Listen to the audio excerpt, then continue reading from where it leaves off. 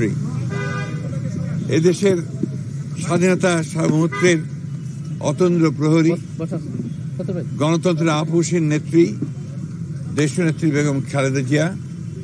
তিনি দীর্ঘ 12 বছর পরে তিনি সশস্ত্র বাহিনী দিবস উপলক্ষে আজকে সেনাকুঞ্জে গিয়েছিলেন এবং আজকের এই ঘটনা নিঃসন্দেহে এই দেশের স্বাধীনতা সার্বভৌমত্বের যে আন্দোলন, রক্ষার যে আন্দোলন, গণতন্ত্র রক্ষার যে আন্দোলন, ফিরে পাওয়ার যে আন্দোলন, সেই আন্দোলনে একটা অনেক বড় ইতিবাচক ভূমিকা পালন করবে।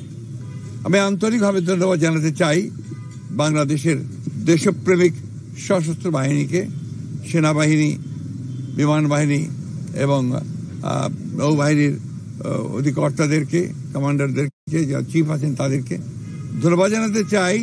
প্রধান উপদেষ্টা প্রফেসর ডক্টর মোহাম্মদ ইউনূসকে, যে আজকে দেশনেত্রী বেগম খালেদা জিয়াকে আমন্ত্রণ জানিয়ে আজকে শহীদ প্রেসিডেন্ট জিয়াউর রহমান যে স্বাধীনতা যুদ্ধের সূচনা করেছিলেন, ঘোষণা দিয়েছেন, মুক্তিযুদ্ধ শুরু হয়েছিল, সেই ঘোষণাকে তিনি স্বীকৃতি দিয়েছেন এবং সেই সঙ্গে দেশনেত্রী বেগম খালেদা জিয়ার যে আপোষহীন সংগ্রাম, এই দীর্ঘ বছর বছর ধরে নিরন্তর সংগ্রাম, সেই সংগ্রামকে তিনি আজকে স্বীকৃতি দিয়েছেন।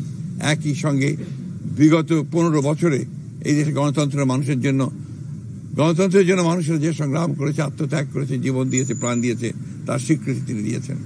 তিনি স্বীকৃতি দিয়েছেন আজকে এই জুলাই আগস্ট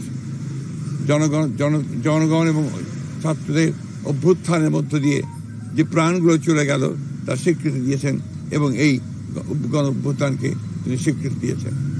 আমরা নিঃসন্দেহে আজকে একথা স্মরণ করতে চাই, আমাদের ভারপ্রাপ্ত চেয়ারম্যান জনাব তারেক রহমান, তিনি আজকে আমাদের মাঝে নেই, তিনি অনেক দূরে আছেন। আজকে তিনিও সম্ভবত সবচেয়ে বেশি আনন্দিত দেশের মানুষের সঙ্গে, দেশের দেশপ্রেমিক সেনাবাহিনীর সঙ্গে, যে আজকে তাদের সবচেয়ে প্রিয় মানুষটি তার যে জায়গা, সেই জায়গায় তিনি যেতে পেরেছেন। আপনাদের সকলকে ধন্যবাদ।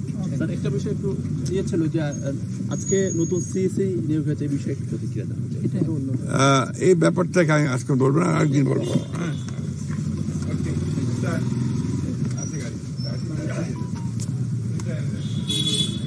ভাই যাবেন না ভাই?